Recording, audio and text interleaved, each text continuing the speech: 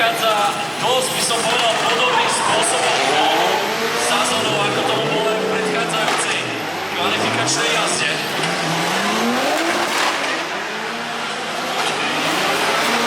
Aspoň teda tá zóna číslo 8 už Zdenkovič Kateřábkovi vyšlo podstatne lepšie ako v tej kvalifikačnej jazde číslo 1. Takže poďme na jazdu číslo 2 podaním Mareka Kalusa a jeho postračnú zónu číslo 1 a 2. Zóna číslo 3 nádherne prejdená. Zóna číslo 4 o polmi kole sami tesne na betóny. Prehadzovačka v zóne číslo 5. Číslo 5. Nádherne to teraz už napálil do zóny číslo 6, aj keď s jemnou korekciou. Polohy tejto zóny. Skôr do hlbšieho polohu do zóny číslo 7 a 8 už nádherne prejdená. A teraz chýba na konci zóny číslo 8, kde si tam chcel zatiaľ pre Marko zakončila. Takže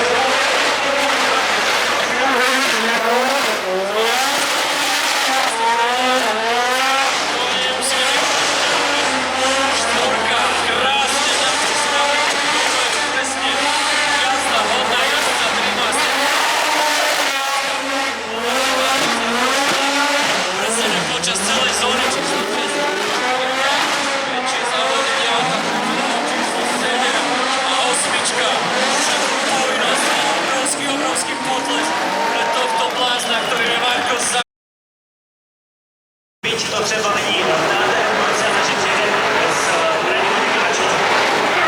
A poďme taktiež musí hodne opravovať predchádzajúce jazdy, aj keď teda nakoniec vlastne ten bodový zisk nebol až taký katastrofálny, ako som si myslel. Pochopil som to, ako rozhodcovia posudzujú jednotlivé zóny aspoň, ale poďme teda na to, čo prevede Tadej Žagelka v tejto druhej jazde a vidíme, že tie zóny chytajú jednu za druhou mnoho lepšie z môjho pohľadu. A myslím si, že tu má Tadej Žagelka zarobené na hodne lepší bodový zisk, obrovský potlesk aj pre ňo. Toto bola jazda, na akú sme od neho zvyknutí. Tadej Žagelka. Ďalší jazdy. Ale my už máme Valeriana Moška odštartovaného dvojho. Tam to trošku zadymilo pred tou zónou číslo 1. Neviem, čo sa tam teraz stalo, ale nevyzerá.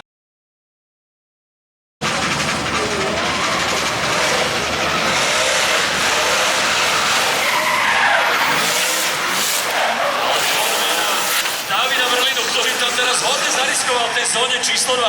Teraz schádza do zóny číslo 4 úplne bez problémov. No a David Vrlina, tak ako sme na ňom zvyknutí, a od neho zvyknutí, neskutočne agresívny štýl jazdy, v podstate odmov na pedáli. Na plynovom pedáli. Trošku sa mu to teraz v tej zóne číslo 6 vypomstilo, bohužiaľ. Uvidíme, ako to bude teraz po tej zóne číslo 8 bodovo hodnotení rozhodcov. Myslím, že tam príde celkom razantná zrážka bodov, ale uvidíme.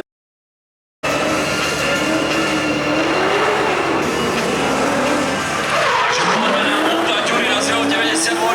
Tentokrát ten prejazd zónou číslo 1 a 2 vyzeralo mnoho lepšie. Škoda, že to nevydal na tú zónu číslo 3.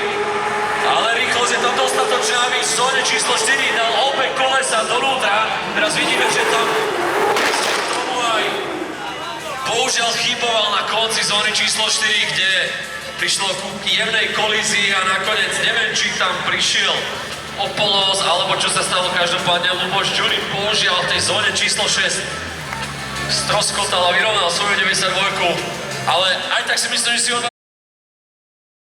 Očekávám zlepšení. To je můj tip. Uvidíme, jaká bude realita. jemná biografia Michala vychodila, ale poďme sa venovať jeho profesorskému štýlu na trati priamo. Videli sme ho v predchádzajúcej kvalifikačnej jazde urobiť jemnú chybu, ktorá ostala veľmi veľa. Vidíme, ako sa mu teraz podarí popasovať s tou traťou. Vyzerá to veľmi slušne v jeho podaní. Jumpingle veľmi dobre vieme, ten úhol a rýchlosť Michala vychodila, ale toto bola rozhodne jazda, ktorá si od vás zaslúži potlesk. A myslím si, že alebo minimálne teda vypadla tá vodná hanica, ktorá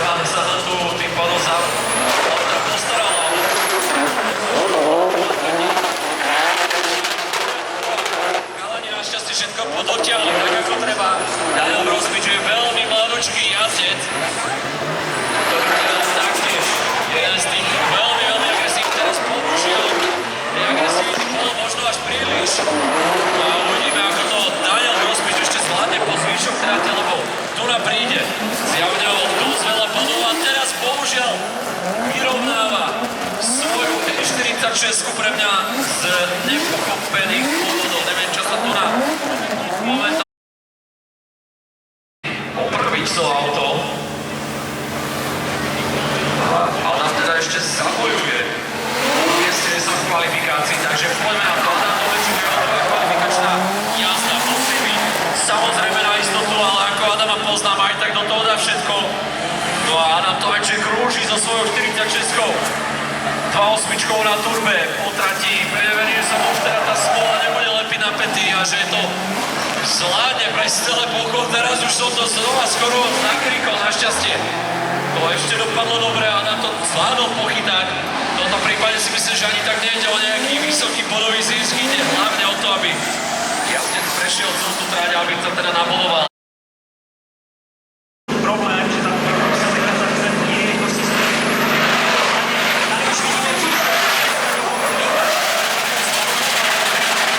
A Samuel Majdero bol chvíľočku líder kvalifikácie kategórie Pro. Už prišiel Valery, prišiel Adrian Bartocha, ktorý ho nevedel. Spôsobom to, čo spravil. Je to vládnucký slovenský jazdec na drati. Pojered, ešte sa to skutočne, ja sa nedivím, že aj on v DFP dokáže byť tak vysoko umiestnený, pretože toto sú vážne jazdy na svetovej úrovni tohto mladíka zo Slovenska. Obrovský potlač. 6. miesta až to najvyššie. Ale poďme na ďalšieho jazdca, ktorý je teda Honza Vojtík. Som lepšie na 92 a teraz hodne neortodoxným nástrelom cez tú zónu 1 a 2. Vidíme, ako tam Honza Vojtík ťahá za tú ručnú brzdu svoje 92 a má čo robiť, aby ju skorigoval. Teraz taká nevystavená tlačka do tej zóny číslo 6, ale Honza Vojtík povedal podstatné, že tá technika poslúcha. Snažil sa zariskovať, snažil sa urobiť niečo viacej pred tým. Uvidíme, či si dokáže zlepšiť ten svoj bodový zisk necelých 6. Ale poďme sa teda venovať.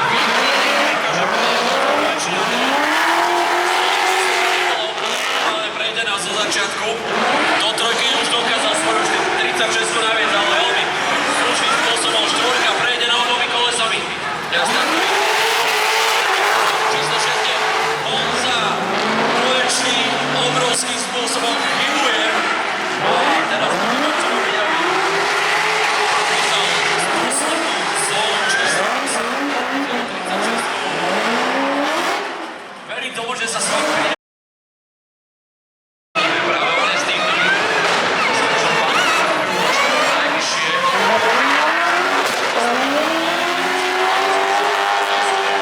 No ale poďme na jeho najvyššiu jazdu číslo 2 v Ostrave. Filip bol krásnym spôsobom prešiel cez zónu číslo 3 až 6 to nádherne napadol s jemnou korekciou. Teraz nádherný prejazd za zónou číslo 7 a verím tomu, že osmička bude v jeho prípade len povinnosť, ako sme videli v predchádzajúcom jazde. A zvládol utrhnúť svoje krídlo. Obrovský potles pre Filipa Vimbola. Táto 360 techniku, či všetko sedí tak, ako má, ale medzi časom tu máme ešte stále Petra Matušika, ktorý vyrazil do zóny číslo 1. Krásnym prejazdom cez ňu aj cez zónu číslo 2 so svojou 350-kou. Bohužiaľ chybuje v zóne číslo 3, čo bude stať rýchlosť, pravdepodobne v štvorke, ale nakoniec sa dokázal v druhej polke tejto zóny dostať na betóny. A v šestke taktiež tesne na betónom obomi kolesami zadnej nápravy v zóne. Uvidíme, ako sa mu podarí prejsť ešte osmička. Peter Matušik každým jedným metrom so svojou 350-kou viacej a viacej. Zase Kevlarovej díly, takže já se těším, s čím tenhle ten jezdec přijde do nové sezóny. Patrika Ušovka v predchádzajúcej jazde chyboval, ako si všetci pamätáme, a teraz získal. A my vieme, že je to jazdec, síce malá nočky, ale obrovský kvalit, ale v rovnakom mieste. Opäť rovnaká chyba. Neviem, čo sa tam stalo aj tentokrát. Videli sme Patrika Ušovku v tréningových jazdách jazdí, ale tentokrát to bude opäť za 0. Tie tréningové jazdy v jeho podaní vyzerali mnoho lepšie. Dokonca by som si troufal povedať, že boli hodné minimálne top 10 a toto je obrovská škoda, že prichádzame od tohto jazdca ešte pred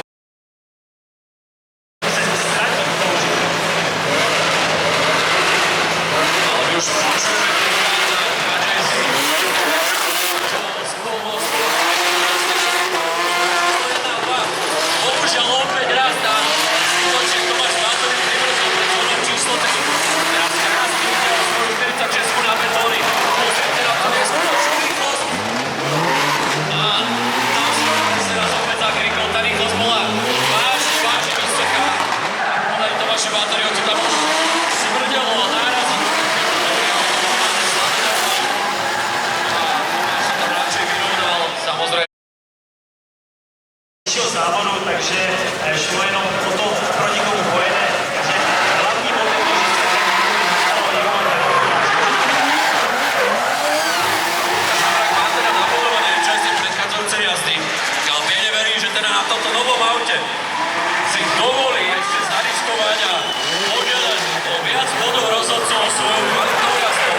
A zatiaľ to nevyzerá, ale opäť som to raz zakrikol a v rovnakom mieste, kde to predtým dokázal Tomáš Bátory pochytať, tak teraz Lukáš Hamrak chybuje a naráža so zlatou časťou svojho rik zo smyčky do toho slameného balíka, ktorý sa skoro stal osudným aj Marekovi Kalusovi našťastie. Jeho auto prežilo, rovnako to vyzerá aj v prípade Lukáša Hamráka. Takže Marek vrácal na tráň a pozrite sa, ako sa pribrzdil, aby to auto vytiahol ešte trošku ďalej, čo sa mu bohužiaľ do tej zóny číslo 3 nepodarilo. Každopádne Marek Krištof nádherný agresívny prejazd do tej štvorku. Aj s tým sektorom číslo 5. Bola neskutočná prehľadovačka, ktorú Marek Krištof predviedol. Zóna číslo 6 aj 7. Nádherným spôsobom prejde s obrovským úhlom. Zóna číslo 8 úplne bez akéhokoľvek problému. Tak toto bola jazda.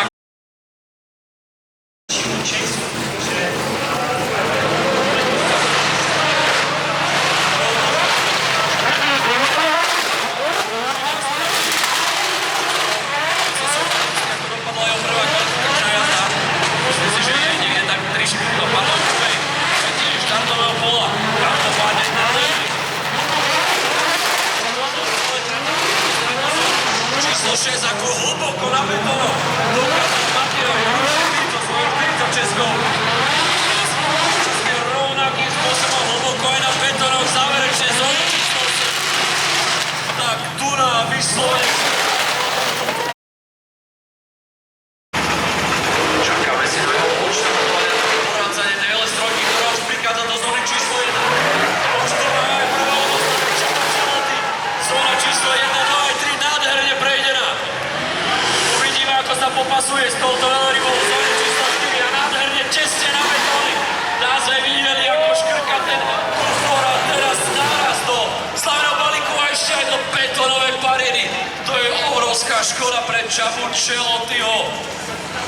Mal neskutočne dobre nabehnuté v tejto kvalifikačnej jazde. Tá prvá polovička vyzerala úžasne v jeho podaní.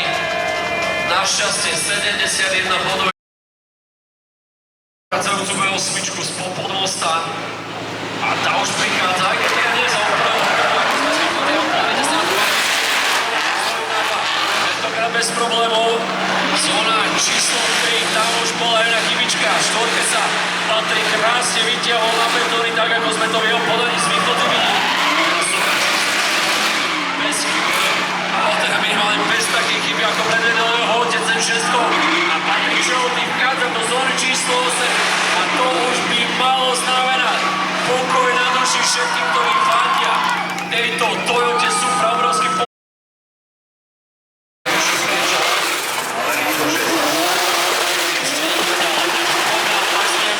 a jeho druhá kvalifikačná jazda, nádherný prejazd zónou 1, 2, 3 do štvorky, nádherne hlboko, nejako tam jemne betónové bariéry za tým nárazníkom a teraz hodne hlboko do zóny číslo 6 auto.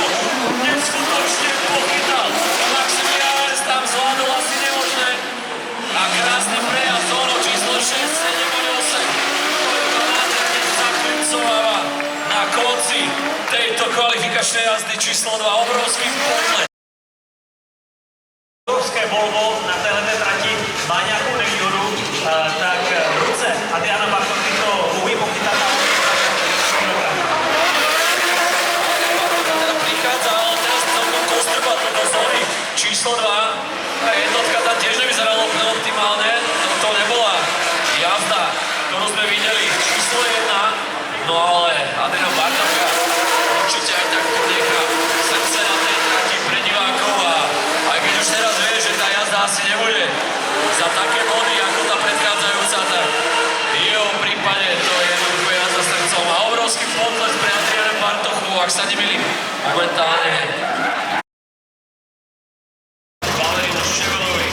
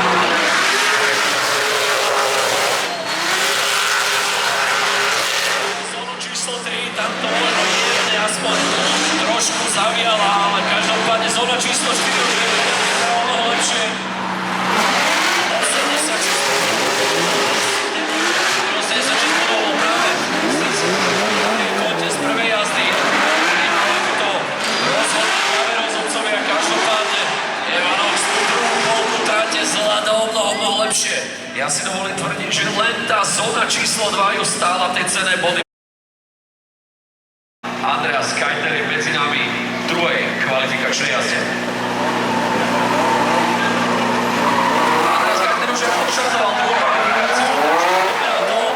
Opäť raz míňa zónu číslo 1 a 2. Santo veľmi slušným spôsobom prechádza do zóny číslo 3. Uvidíme, či sa dostane blízko na tie betónové bariéry. Bohužiaľ je hodne na vnútrajšku. Teraz rýchlo prehádzovačka v jeho podaní. A bohužiaľ míňa aj zónu číslo 6. Hodne na vnútrajšej strane trate. Prechádza zónu číslo 7, taktiež aj 8. Ale ani tá osmička nebola úplne podľa jeho predstav.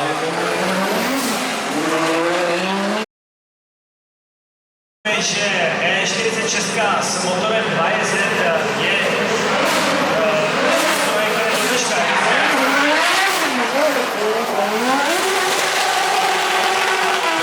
agresívny prejazd do zónu číslo 2.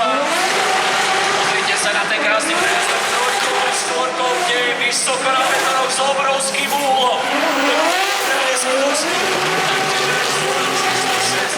Obrovský úhol na výstupe. Zóna číslo 7 krásne prejdená. Teraz jemná konekcia pre zónu číslo 8. Daniel Pelika prichádza na 170 na záver pre vás. Obrovský potlesk pre tohto mladučkého blázna. V novom aute osedláva práve Václav Burian, taktiež mladučičký jazdec.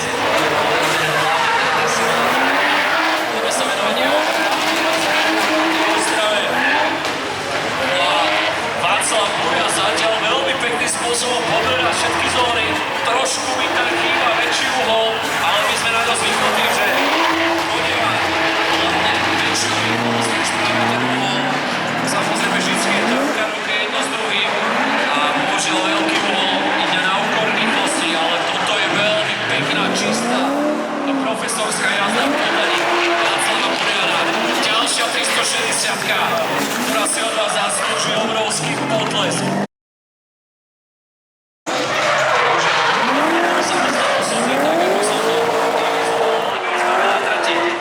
Honzu Hejdu s jeho PS13.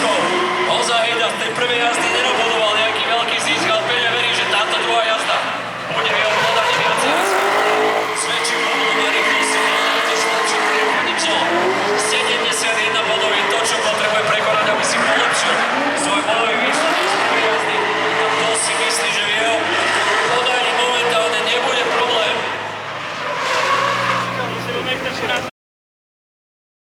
Treba podotknúť, že jazdci sem prídu so všetkými skúškami, či už kategória Pro alebo Pro 2. Budete sa s tými bodmi fotiť. Osedláva teda ktoré auto, ale my už poďme na Bartoša Pelku. Vidíte ten krásny vysvietený nápis For Sale na jeho jedničkovej Bavarii. Bartoš Pelka zatiaľ veľmi pekne prechádza traťou. Pochytal si tam tie chyby, ktoré vytvoril v jazde číslo 1.